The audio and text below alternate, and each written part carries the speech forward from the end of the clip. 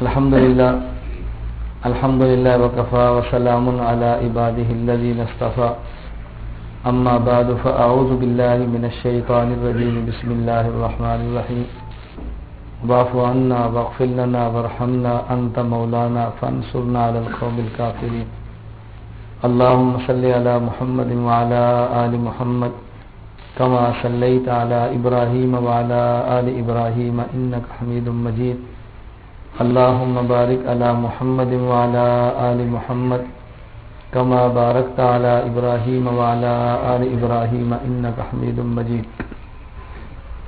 اللہ رب العزت اس کائنات کے خالق بھی ہیں اور مالک بھی ہیں۔ اللہ رب العزت اس کائنات کے خالق بھی ہیں اور مالک بھی ہیں۔ انسان دنیا میں کسی بھی چیز کا خالق تو نہیں، البتہ بعض چیزوں کا موجد ہے۔ عدم سے وجود میں لانے کو تخلیق کہتے ہیں اور چند موجودات جمع کر کے نئی شکل دینے کو ایجاد کہتے ہیں۔ مثلا لوہا ہے، پیدا اللہ نے کیا ہے، لیکن مختلف ذرات کو جمع کر کے پائپ کی شکل یہ انسان دیتا ہے۔ عدم سے وجود میں لانے کا نام تخلیق ہے اور چند موجودات کو جمع کر کے نئی شکل دینے کا نام ایجاد ہے۔ موجد جب ایک چیز کو ایجاد کرتا ہے تو ظاہری اس کا مالک ہوتا ہے، لیکن جب وہ چیز آگے فروخت کر دے تو چیز اس کی ملکیت میں نہیں رہتی۔ اللہ رب العزت چونکہ خالق ہیں تو آخر تک مالک بھی ہے۔ موجد ایک چیز کا عارضی مالک ہوتا ہے۔ ایک کمپنی کار بناتی ہے، کار میں لوہا بھی ہے، اس میں سٹیل بھی ہے، اس میں شیشہ بھی ہے، اس میں ربڑ بھی ہے۔ یہ ساری چیزیں کس نے پیدا کی ہیں؟ اللہ نے۔ انسان اللہ کی عطا کردہ عقل کے ذریعے کو جمع کر کے نئی شکل دیتا ہے تو کار بن جاتی ہے۔ جب وہ بیچتا ہے تو جو خریدتا ہے وہ کار کا مالک بنتا ہے، لیکن لوہے کا خالق اللہ ہے تو مالک بھی کون ہوتا ہے؟ تو انسان کی ظاہری ملکیت عارضی ہوتی ہے جو بدل جاتی ہے، اللہ کی حقیقی ملکیت ہے جو کبھی بھی نہیں بدلتی۔ تو جو موجد ہے کسی چیز کا موجد ہے، اس کو حق حاصل لے کے پابندیاں لگائے، تو جو خالق ہے اسے کوئی حق حاصل نہیں کی پابندیاں لگائے۔ گاڑی بنانے والے بتا سکتے ہیں کہ دیکھو اتنے 100 کلومیٹر کی رفتار پہ دوڑانا ہے، اس کو یوں موڑنا ہے، یوں کرنا ہے، اور وہ اللہ جس نے لوہے کو پیدا کیا ہے اس اللہ کو شرط لگانے کا کوئی حق حاصل نہیں۔ ایک ڈاکٹر آنکھ بناتا ہے تو بتا سکتا آنکھ میں نے بنائی ہے، اس کو گرمی میں دھوپ سے بچانا ہے، اوپر سبز پٹی باندھنی ہے، اوپر کالے رنگ کا چشمہ پہننا ہے، تم نے کسی کو دیکھنا نہیں ورنہ بینائی خراب ہو جائے گی۔ اللہ کو حق نہیں کہ اللہ فرمائے اس آنکھ سے فلاں کو نہیں دیکھنا۔ ہم کہتے ہیں ڈاکٹر کو حق ہے، اللہ کو حق نہیں ہے۔ جو کان کا علاج کرتا ہے وہ کہہ سکتا ہے فلاں چیز ذرا خیال کریں، اونچا نہ سنیں، دھمک سے بچیں، اس سے کان کو نقصان ہوگا۔ اللہ فرمائے فلاں چیز کو نہیں سننا، ہم کہتے ہیں شریعت بڑی سخت ہے۔ ڈاکٹر کی سختیاں سمجھ نہیں آتی، اللہ کی سختیاں نفس اور شیطان یہ وسوسے ڈالتا ہے۔ تو اللہ رب العزت خالق ہے اور انسان موجد ہے۔ بات سمجھ آ رہی ہے نا؟ اللہ خالق اور انسان موجد ہے۔ موجد کو اگر حق حاصل ہے تو خالق کو اس سے زیادہ حق حاصل ہے۔ اللہ رب العزت نے منع فرمایا کہ تم نے گناہ نہیں کرنا، نافرمانی نہیں کرنی، چغلی نہیں کرنی، غیبت نہیں کرنی، بدعت نہیں کرنی، نامحرم لڑکی کو نہیں دیکھنا، لڑکوں کو نہیں دیکھنا، فلمیں نہیں دیکھنی، گانے نہیں سننے، شلوار تخروں سے نیچے نہیں کرنی، تم نے داڑھی نہیں مڈانی، شراب نہیں پینا، تم نے فلاں گناہ نہیں کرنا۔ اللہ نے منع کیا کہ تم نے نہیں کرنا۔ اور اگر تم نے گناہ کر لیا تو دیکھو تم نے قیامت کو میرے پاس آنا ہے، تمہارے ہر گناہ پہ میرے پاس 4 گواہ موجود ہیں۔ کتنے گواہ موجود ہیں؟ 4 گواہ۔ نمبر 1، یومئذ تحدث اخبارها، نبی کریم صلی اللہ علیہ وسلم نے تفسیر فرمائی ہے یومئذ تحدث اخبارها، قیامت کے دن زمین اپنی خبریں دے گی، زمین خبریں دے گی۔ جو اعمال بندہ جس جگہ پہ کرتا ہے قیامت کو جگہ گواہی دے گی، اللہ اس نے میرے اوپر گناہ کیا تھا۔ یہ بات پہلے سمجھ نہیں آتی تھی، اب سمجھ آتی ہے۔ دیکھو ٹیپ ریکارڈ گانے کو تقریر کو محفوظ کرتی ہے نا۔ ٹیپ کس سے بنی ہے؟ لوہے سے۔ لوہا کہاں پر ہے؟ زمین میں۔ تو جو ٹیپ کی اب شکل ہے تو زمین سے نکلی ہے، تو زمین سے باہر نکلے لوہا کو ریکارڈ کر سکتا ہے، تو جب زمین میں تھا پھر ریکارڈ نہیں کر سکتا۔ آج کے دور میں سمجھنا تو بہت آسان ہے، یہ کیا جی؟ یہ کیمرے کی آنکھ نے محفوظ کی ہے. کیمرہ بنا کے سے کہتے ہیں شیشے سے. شیشہ کہاں سے ہے؟ زمین سے. تو باہر آ کر محفوظ کرتا تو زمین میں نہیں کر سکتا.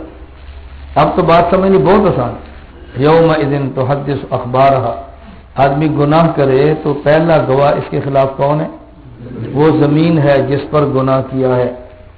بندہ کہتا ہے کنڈی بند کر لو، کوئی نہیں بندہ میں. بھائی کنڈی بند کر لو، کوئی نہیں دیکھ رہا. جس زمین پہ گناہ کر دو زمین نے تو گواہی دینی ہے. کیسے چھپو گے اس سے چھپ کیسے سکتے ہیں؟ نمبر 1 گواہ زمین بنے گی. نمبر 2 آدمی کے اعضاء خود گواہی دیں گے. الیوم نختم علی افواہہم وتکلمنا ایدیہم وارجلہم بما کانوا یکسبون. اللہ فرماتے ہیں قیامت کو ہم زبان پر مہر لگا دیں گے. زبان چپ ہوگی، ہاتھ بول کر کہے گا، پاؤں بول کر کہیں گے، ٹانگیں بول کر کہیں گی اللہ اس نے فلاں گناہ مجھ سے کیا، فلاں گناہ مجھ سے کیا، فلاں گناہ مجھ سے. اپنے اعضاء کو کیسے روکو؟ اللہ جو زبان کو بولنے کی طاقت دے سکتے ہیں، اللہ ہاتھ کو بولنے کی طاقت نہیں دے سکتے. اب دیکھو نا، زبان کی تو کوئی زبان نہیں ہے نا، گوشت کا ٹکڑا ہے. اللہ چاہے تو یہاں سے لفظ نکالیں، چاہے تو یہاں سے نکالیں. اللہ کو کون نہیں پوچھ سکتا؟ اللہ تو زبان کے محتاج نہیں کہ زبان ہوگی تو بات ہوگی، نہیں ہوگی تو نہیں ہوگی. اللہ اس کے تھوڑی محتاج. تو قیامت کے دن بندے کے آزاد گواہی دیں گے. نمبر 3 کرامن کاتبین یعلمون ما تفعلون. ہمارے اعمال کندھے پر بیٹھے ہیں ہمارے گواہ، ہمیں نظر نہیں آتے، ہم ان کو نظر آتے ہیں. نمبر 4 واحد الصحف نشرت فاما من اوتی کتابہ بیمینی. یہ جو بندے کے نام اعمال میں لکھا جا رہا ہے، یہ قیامت کو رجسٹر پیش ہو گئے جس کے اندر بندے کے گناہ اور نیکیاں لکھی ہوگی. تو بندے کے گناہوں پر گواہ کتنے ہیں؟ 4. یاد رکھ لو کتنے گواہ ہیں. نمبر 1 زمین. نمبر 2 اعضاء ہاتھ اور پاؤں. نمبر 3 فرشتے. نمبر 3 فرشتے. اور نمبر 4 نام عمل. نمبر 4 یہ 4 چیزیں وہ ہیں جو گواہ ہیں بندے کے گناہ پر. لیکن اللہ رب العزت خالق بھی ہیں، اللہ مالک بھی ہیں، اللہ کریم بھی ہیں.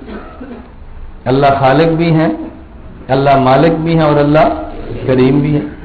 اللہ کے علم میں ہے کہ جس کو میں نے پیدا کیا گناہ کرے گا. اللہ کے علم میں ہے کہ یہ باز نہیں آئے گا. اللہ کے علم میں ہے کہ اس سے جرم ہوگا.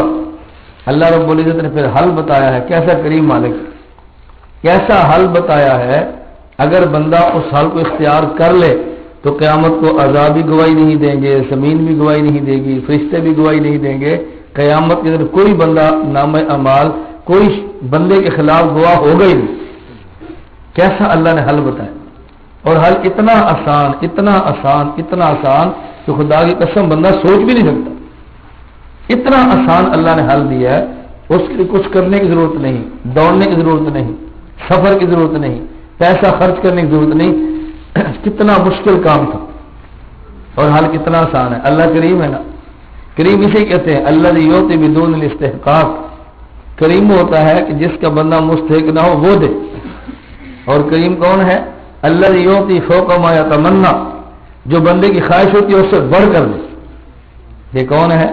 کریم. مانگے تھوڑا اور دے زیادہ، مستحق نہ ہو پھر بھی دے. یہ کریم ہے. گناہ کریں گے تو بندے کے خلاف 4 گواہ ہیں. لیکن اللہ نے ایسا نسخہ دیا ہے اگر اس کو اختیار کر لیں تو سارے کے سارے گواہ ختم ہو جائیں. کوئی قیامت کو ہمارے گناہ پر گواہی دینے والی چیز ہی نہیں. اللہ رب العزت کے نبی کریم صلی اللہ علیہ وسلم نے ارشاد فرمایا. وہ حل کون سا ہے؟ ایک ہی حل ہے، اپنے گناہ سے توبہ کرو. حل کیا ہے؟ توبہ. حل صرف یہ ہے کہ توبہ کرو. یہ سمجھ لیں کہ توبہ کہتے کسے. کبھی توبہ کے سمجھنے میں غلط فہمی ہوتی ہے کہ توبہ کہتے کسے. توبہ کے لیے 3 شرطیں ہیں. نمبر 1 ان یقلع عن المعصیت. جو گناہ کر رہا تھا وہ چھوڑ دے. یہ نہیں کہ آئندہ نہ کرے نا. ان یقلع عن المعصیت، جو گناہ کر رہا تھا وہ چھوڑ دے. نمبر 1 ان یندم علیہا. نمبر 2 دل سے شرمندہ ہو، اس کو افسوس ہو میں نے غلط کام کیا. کتنی شرطیں ہو گئی؟ نمبر 3 ان یازم عزما جازما اللہ یعود الیہا ابدا. یہ طے کرے کہ یہ گناہ آئندہ نہیں کروں. بس اتنا سا کام. دیکھو مشکل ہے. ٹیلی ویژن دیکھ رہے ہیں, بند کر دیں. احساس ہو گناہ کی ہے اور طے کرے آئندہ نہیں دیکھوں گا. دیکھو مشکل کام, بولتے نہیں بھائی. گانا سن رہے ہیں سو چھوڑ دیں, دل میں ندامت لائیں, آئندہ نہ کرنے کا فیصلہ کریں. اس کا نام ہے توبہ. اس کا نام کیا ہے؟ توبہ. آدمی نے گناہ کیا تو گواہ اس کے خلاف 4 بنے, اور جب اس بندے نے توبہ کی ہے تو پھر اس کو کیا ملتا ہے؟ نبی کریم صلی اللہ علیہ وسلم فرمایا, یہ جامع صغیر میں حدیث موجود ہے, حکیم الامت مولانا اشرف علی تھانوی رحمۃ اللہ علیہ نے التشرف فی احادیث تصوف میں نقل کی ہے. حضرت تھانوی بھی عجیب بزرگ تھے, ہر موضوع پہ الگ کام کیا, تصوف کے اشکالات سے کام کیا. ہمارے حنفیوں کے مسائل قرآن سے بھی ثابت ہیں, احادیث سے ثابت ہیں. غیر مقلدین اعتراض کرتے تھے کہ احناف کے مسئلے پر قرآن نہیں ہے. حضرت تھانوی نے احکام القرآن تھانوی تفصیل لکھوائی ہے کہ جس میں احناف کے مسئلے پر موجود قرآنی آیات کو جمع کیا. پھر اعتراض یہ تھا کہ حنفیوں کے مسئلوں پر احادیث نہیں ہے. حضرت تھانوی نے 21 جلدوں میں اعلاء السنن کتاب لکھوائی ہے کہ جس میں احناف کے مسائل پر احادیث لائیں. کوئی موضوع چھوڑا نہیں ہے. تصوف پر اعتراضات تھے.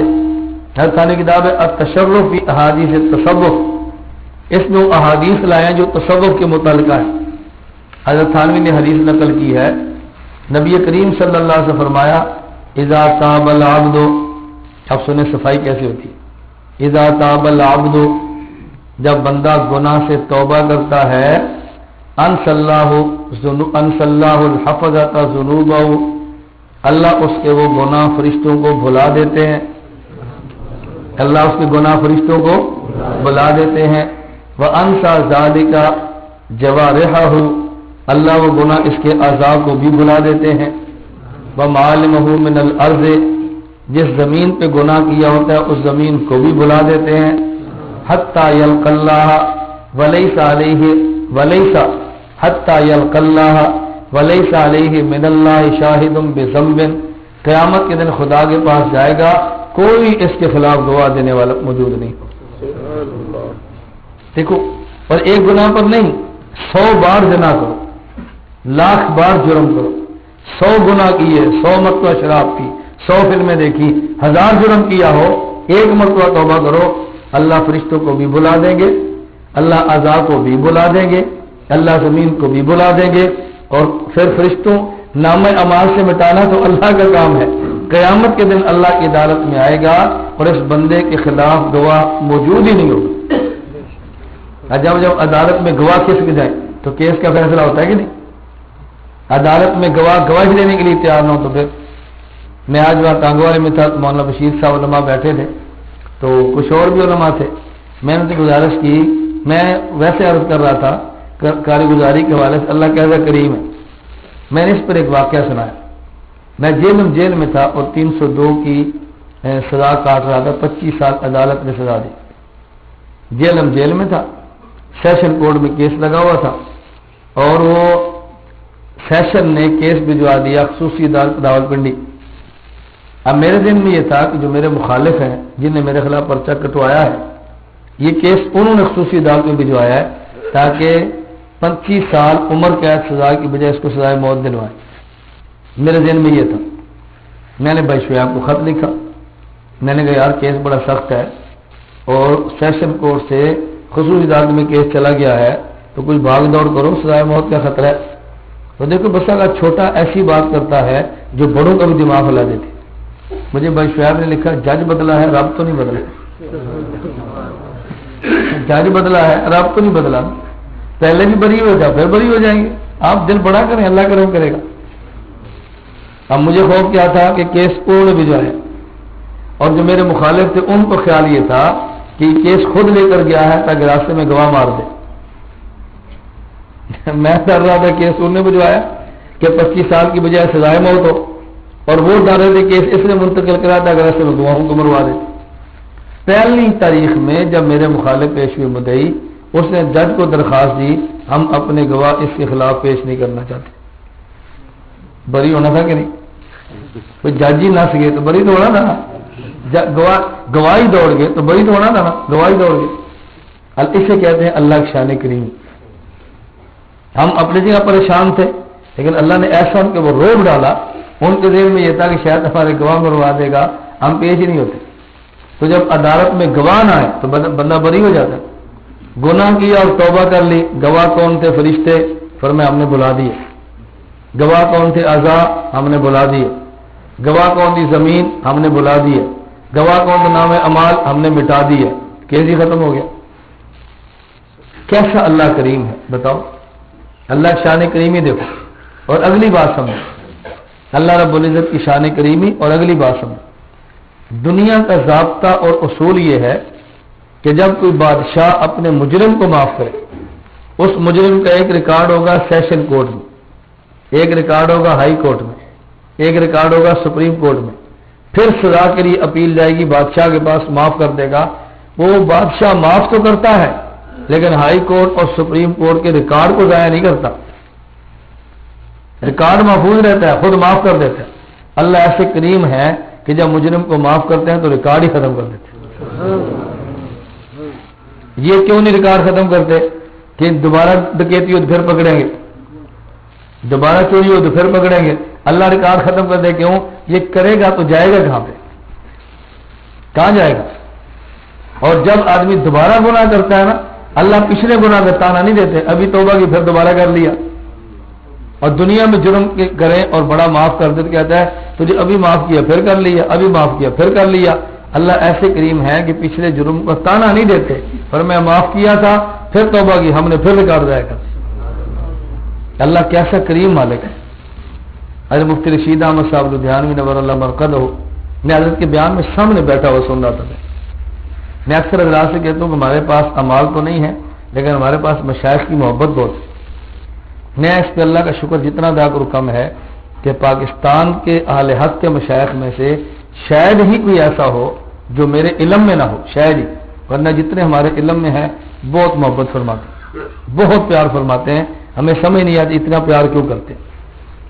حضرت مفتی رشید احمد رحمۃ اللہ علیہ کے مجلس میں تھے، میں ایک حضرت کے خانقاہ میں گیا دارالفتہ میں، مجھے آج تک یاد ہے، دوپہر کو 11 بجے حفرت العلماء کے نام پہ علماء کی اجلاس ہوتا تھا، حضرت کا یہاں مسلح تھا، تو میں اگر بیٹھ کے فرمایا تعال تفضل اسماعی، وہاں سے اٹھایا اور 7 مسلح پر بٹھایا۔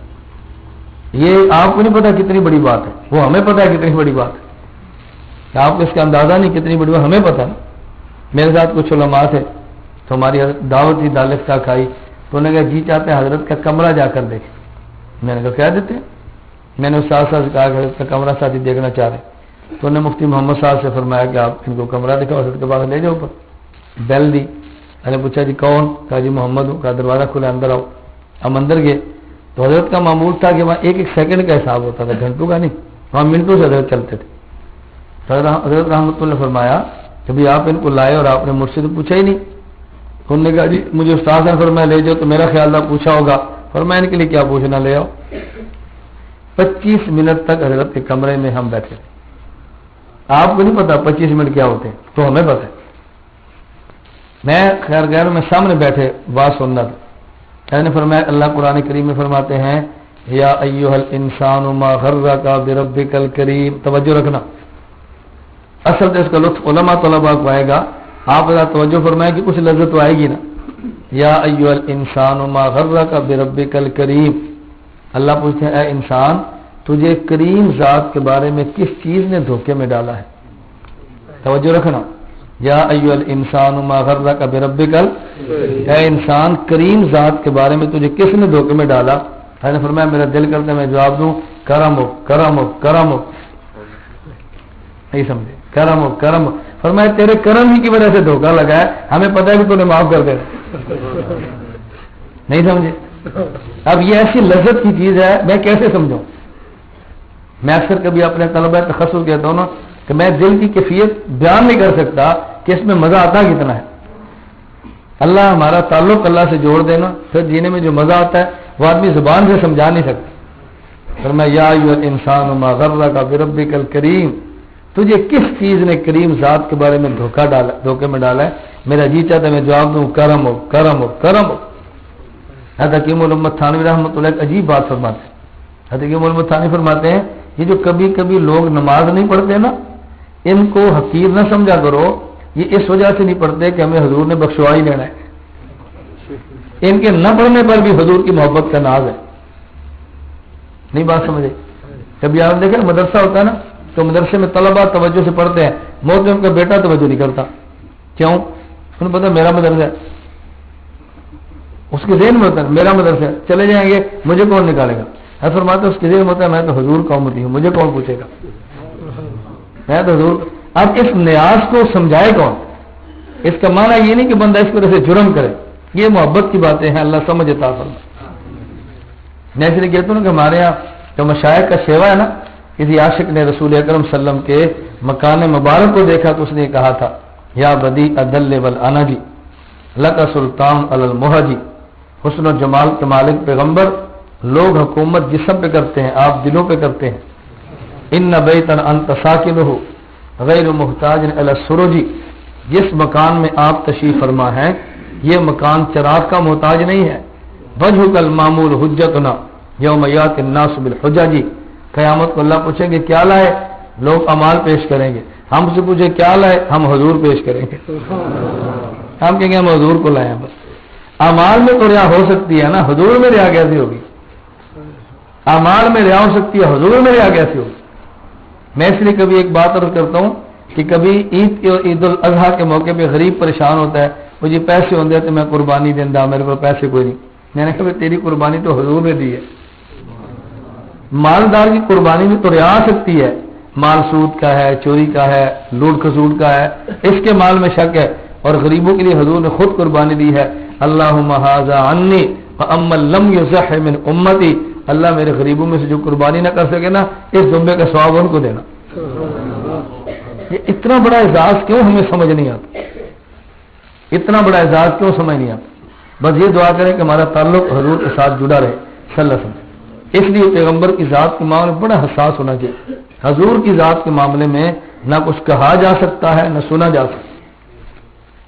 ہر ایک کے بارے میں کہہ لو، ہمارے بارے میں کہہ لو، ہمارے حضور کے بارے میں کچھ نہ کہنا. بس کہتے ہیں یہی مسلمان کفر کو پیغام دے دے، ہمارے ملک کو اڑا دو، ہم برداشت کر لیں گے. ہمارے حضور کو کچھ نہ کہنا، ہمارے حضور کو کچھ نہ کہنا، یہ ہم سے برداشت نہیں ہوتا. اللہ میں بات سمجھنے کی توفیق عطا فرمائے.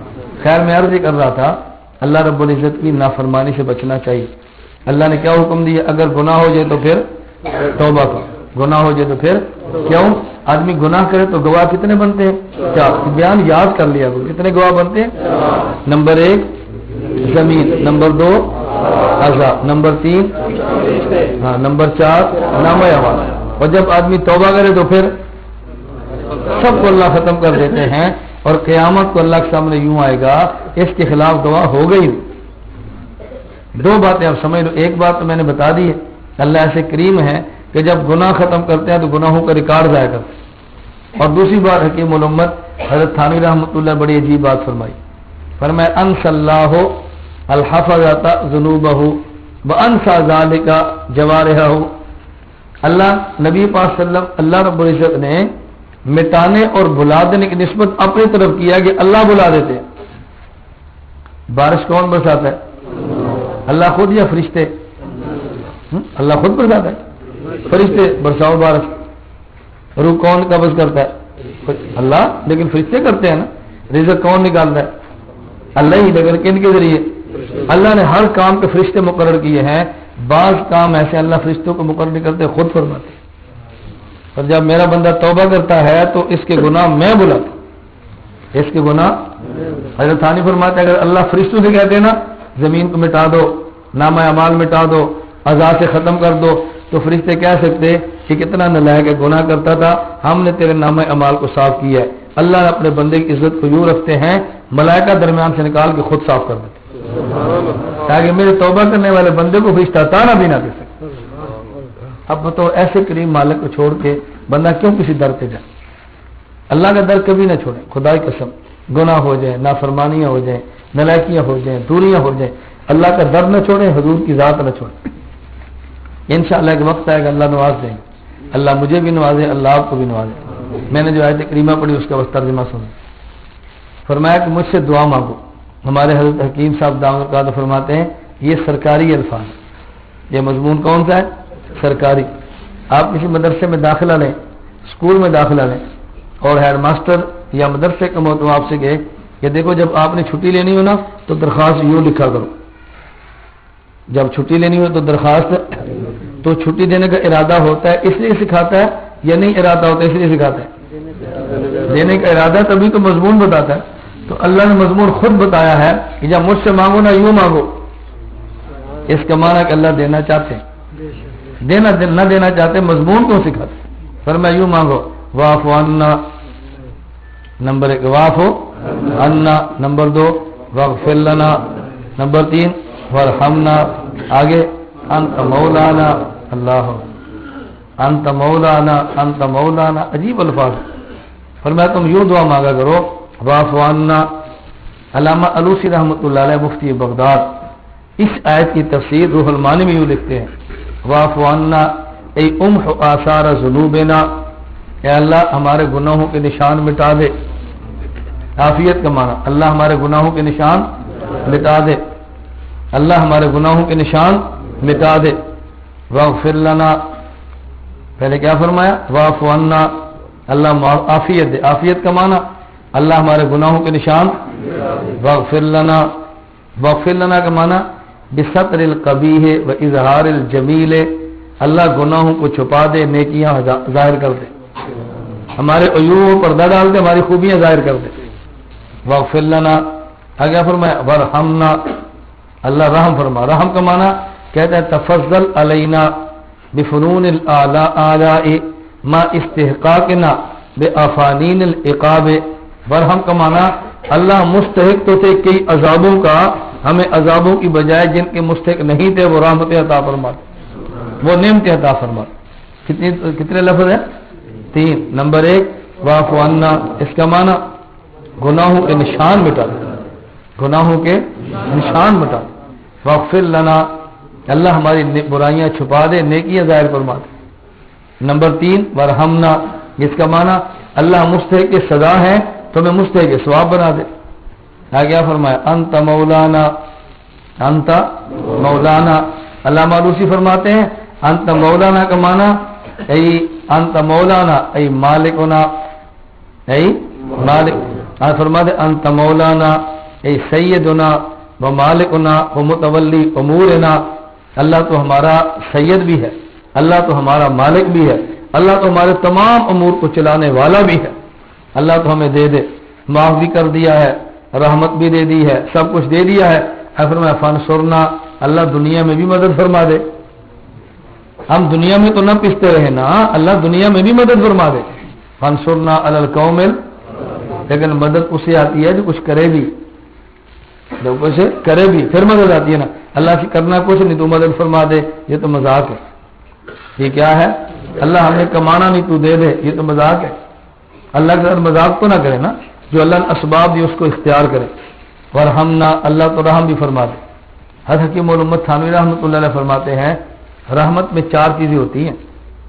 نمبر 1 توفیق اطاعت، نمبر 1 توفیق نیکیوں کی توفیق اللہ دے، توفیق اطاعت. نمبر 2 فرمایا بے حساب مغفرت. نمبر 3 فراخی رزق، فراخی معیشت. نمبر 4 دخول جنت. یہ میں کیوں بتا رہا ہوں؟ جب یہ دعا مانگے نا ورحمنا تو 4 نیتیں کیا کریں. جتنی نیتیں؟ نمبر 1 اللہ عبادات کی توفیق دے دے، یہ بھی رحمت کا معنی. نمبر 2 اللہ بے حساب مغفرت دے دے، اللہ بے حساب مغفرت دے دے. نمبر 3 اللہ ہماری معیشت میں برکت دے دے. گناہوں سے معیشت تنگ ہوتی ہے، جب گناہ چھوڑتا ہے پھر معیشت میں برکت ہوتی ہے. یہ کیا برکت اور یہ کیا کثرت؟ کثرت کا معنی 10 روٹیاں ایک بندہ کھائے اور پیٹ نہ بھرے. برکت کا معنی 1 روٹی 10 بندے کھائیں اور پیٹ بھر جائے. کثرت چاہیے برکت چاہیے جی؟ ہاں، کثرت برکت معنی سمجھیے. 10 بندے 1 روٹی کھائے اور پیٹ نہ بھرے، اس کا نام کیا ہے؟ کثرت. رزق بہت ہے اور 1 روٹی 10 بندے کھائیں پیٹ بھر جائے، اس کا نام کیا ہے؟ ہمارے حضور برکت والے تھے، ہمارے حضور برکت والے تھے. جبریل امین ہے خادم بن کے تو 600 پر ہے. ایک پر مشرق کو سمیٹ رہا ہے، ایک پر مغرب کو سمیٹ رہا ہے. سر اتنا بڑا کہ سمندر اوپر پانی کا ڈالو ایک قطرہ زمین پہ نہ گرے. پر ہمارے حضور کے بازو کتنے تھے؟ 2.